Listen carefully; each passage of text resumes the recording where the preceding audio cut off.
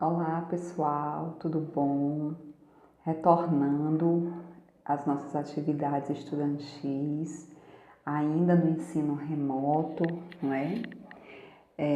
Quero aqui receber a cada um, acolher a cada um, dizer que todos sejam bem-vindos nesse retorno e que nós possamos dar continuidade à nossa caminhada, né? Juntos, nos ajudando, nos apoiando e com foco, perseverança para levarmos, né, passarmos por essa fase e sairmos vitoriosos. Então, o nosso assunto do segundo ano é iluminismo, ok, gente? Então, queria, primeira coisa, perguntar a vocês, né, o que vem a ser iluminismo? Bom, o iluminismo ele é um movimento filosófico, científico, que surge na Europa, né, especificamente na França, durante o século XVIII, certo? Esse movimento ele é muito importante porque ele vai mudar a forma de pensamento, a forma de ver o mundo, de comportamento, a forma de organização, mesmo social, econômica, política da época e vai influenciar, né, a formação das sociedades que nós temos hoje, certo? Então, durante o século XVIII, na Europa, havia, né, uma intensa circulação de ideias novas, ideias essas que eram baseadas no racionalismo, baseadas na razão.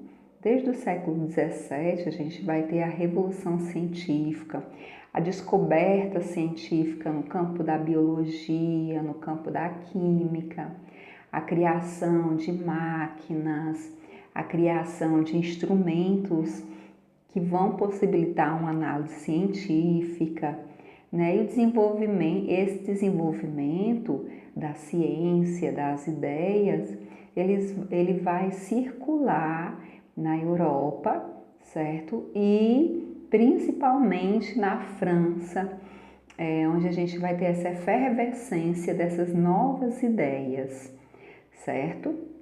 E aí, esses filósofos que vão se denominar iluministas, né? Por que eles vão se denominar iluministas? Né? A palavra que vem de iluminar, né? De lançar luz. Lançar luz sobre o quê? Sobre a escuridão, sobre as trevas.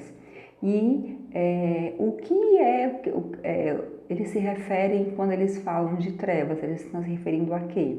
Eles estão se referindo à sociedade da época, a sociedade do antigo regime, que era muito criticada pelos filósofos iluministas. Então, eles viam a Idade Média, né, como a Idade das Trevas. Por isso, a necessidade dessa luz. E essa luz, ela só era possível a partir da razão, né, da razão humana, como é que o homem vai conhecer a natureza e a sociedade, não mais a partir de explicações religiosas, de mitos, de crendices religiosas. Mas os filósofos iluministas, eles propõem a explicação da natureza e da sociedade a partir da razão, dos sentidos, da ciência, da experimentação, da análise científica, ok? Então, esse movimento filosófico causa uma profunda transformação na forma de pensar dessas pessoas e rompe com todo o pensamento que se tinha antes, um pensamento baseado na questão religiosa, né? De olhar para a natureza, de olhar para o mundo, de olhar para a sociedade de uma forma a partir de um olhar religioso. E os filósofos iluministas vão dizer assim, não, nós precisamos olhar para a natureza, para o mundo, para as sociedades a partir de um olhar racional. Para os iluministas, o ser humano ele torna-se produtor do conhecimento. os iluministas eles vão defender, né, essa ideia tão importante de que o conhecimento, de que a ciência, nós humanos, né, podemos construir esse conhecimento e podemos construir esse conhecimento a partir da razão. Né? A gente percebe hoje, por exemplo, nessa pandemia, se fala muito da ciência. O que a ciência diz da pandemia? O que a ciência orienta? Né? Porque a ciência ela é justamente fruto desse movimento iluminista, desse tornar-se produtor do conhecimento baseado na razão, baseado na análise, baseado na experimentação, certo? Então, para os iluministas, assim, a gente tem uma palavra-chave. Qual é a palavra-chave do iluminismo? Razão. Né? É a utilização da razão para encontrar a verdade. E para os iluministas, o conhecimento ele só deveria ser considerado verdadeiro se ele pudesse ser comprovado, né? Evidenciado pela razão e para os sentidos. E aí, um dos grandes marcos da filosofia iluminista é o lançamento da primeira enciclopédia em 1751. Essa enciclopédia, ela reunia todo o conhecimento racional, né, que estava sendo produzido na época. Então, a gente vai ter desde a matemática até a filosofia, a arte, a música, e ela vai ser muito importante, né, para os filósofos, porque todo conhecimento vai ser, digamos que estava sendo produzido, vai ser reunido nessa enciclopédia, tá bom, gente? Que é uma enciclopédia que ela é pensada e é criada por dois filósofos muito importantes, que é o Diderot e o D'Alembert, né, que vão ficar muito famosos pelo lançamento da enciclopédia. É importante ressaltar, né, que para os filósofos iluministas, esclarecer é educar. A gente vai ter filósofos que vão se dedicar à educação e eles vão se dedicar à educação a partir disso, a partir do esclarecimento. Né? Como educar, como construir pessoas a partir desse esclarecer. E o que é o esclarecer? Esclarecer é levar as pessoas a pensarem racionalmente sobre a sociedade, sobre o mundo, certo? Então, os homens são produtos da educação e da sociedade em que vivem. Né? Enquanto produtos dessa educação e dessa sociedade, o homem ele precisa renovar o seu pensamento, sua forma de pensar, para também transformar essa sociedade. E a gente vai ter também o império da ciência. Né? No século XVIII, a ciência já ganha uma importância fundamental. Até então, nós tínhamos o império, digamos assim, da religião, dos dogmas, do ceticismo da igreja, né, da fé. E a partir do século XVIII, com os iluministas, esse império da religião vai deixar, né, de existir, digamos assim, e vai dar espaço para um outro império, né, que é o império, ou seja, a utilização da ciência. Então, ela adquire um gigantesco poder de explicar o universo, explicar o funcionamento da natureza e de tudo que está à nossa volta. E aí o iluminismo, enquanto movimento filosófico, ele também fazia algumas críticas a essa sociedade e defendia também determinados pontos de vista, determinadas formas de pensamento político e econômico. A gente vai ver aqui primeiro o que os filósofos iluministas defendiam. Primeira coisa, os filósofos iluministas defendiam a igualdade jurídica. Para os iluministas, né, todos os homens nascem iguais. E se todos nascem iguais, todos devem ser iguais perante a lei.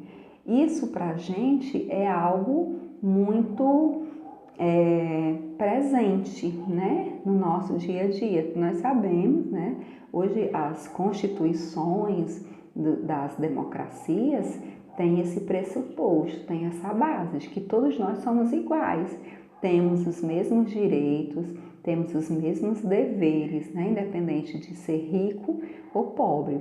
Mas lá no século XVIII, nós temos uma sociedade altamente desigual, né? Uma sociedade onde a gente tem os nobres, que é um grupo pequeno, cheio de privilégios, e a grande maioria que não tem privilégio nenhum. Então, os iluministas vão criticar essa forma de organização social. Os iluministas eles vão defender a tolerância religiosa, que havia uma questão muito grande entre protestantismo e catolicismo. Então, eles vão defender essa tolerância, de que é necessário haver, né, uma tolerância e um respeito às outras religiões, às outras expressões religiosas. Os iluministas eles vão defender, apesar, viu pessoal, de atacar muito a igreja. A gente vai ver no próximo slide que os iluministas atacavam demais a igreja católica. Defendiam a liberdade de expressão, né? A liberdade de falar, de expor o seu pensamento, de expor a sua ideia. Inclusive tem uma frase do Voltaire, que é um filósofo iluminista que ficou muito conhecido, que é: não concordo em nada com o que você diz, mas defenderei até o último momento o direito de dizer. Né? Então, essa é a liberdade de expressão, de educação, tão defendida pelos iluministas. Além disso, os filósofos também defendiam o direito à propriedade privada. Né? E esse ponto aqui ele é importante para a burguesia, que na época estava se fortalecendo cada vez mais. Né? Então, vai ser importante para os burgueses, porque os burgueses tinham a propriedade privada, detinham a propriedade privada e não tinham um reconhecimento, né, político dentro dessa sociedade. Além disso, a defesa do contrato como mediador das relações sociais. Vários filósofos vão dizer que o surgimento da sociedade, o surgimento do Estado, só é possível a partir de um contrato entre o povo e o governante. Então, esse contrato, esse acordo que a população, que o povo faz com o governante, que lhe dá o direito de governar. E, além disso, os iluministas vão defender o liberalismo econômico e político. Né? Nesse liberalismo econômico, a gente vai ter a não intervenção do Estado na economia.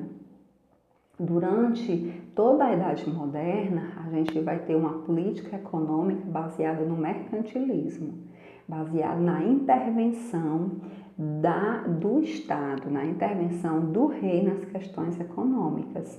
E isso vai ser muito criticado pelos filósofos. Além disso, eles vão defender também a divisão dos poderes dentro do Estado, né, que é Montesquieu, que vai defender que o poder ele deve ser dividido em 3 poderes: legislativo, o executivo e o judiciário, além da formação de governos representativos, que é o caso hoje das democracias. Além disso, pessoal, o iluminismo criticava o quê? O absolutismo monárquico, né? O poder absoluto dos reis era muito criticado pelos iluministas. O mercantilismo, que foi o que eu falei agora, que é essa intervenção do Estado na vida econômica. Se criticava também a tese do direito divino dos reis, né? Que é o que vai fundamentar o absolutismo monárquico, de que os reis eles devem ter todo o poder porque eram escolhidos por Deus. Os filósofos vão dizer assim, não, os reis têm o poder porque o povo o deu o poder. né? Então, eles vão criticar esse absolutismo monárquico, esse direito divino dos reis. E vão criticar também a participação da igreja na vida pública, né? Esse controle, esse domínio que a igreja tinha sobre o conhecimento, sobre a educação, sobre a cultura, sobre a sociedade da época, ok? Agora eu quero convidar vocês para ir lá no livro de vocês e dar uma olhada nos filósofos, nos principais filósofos iluministas, aprofundar um pouco mais a leitura, o conhecimento e qualquer dúvida, estamos por aqui, tá? Desejo a todos uma boa leitura, bons estudos e até a próxima.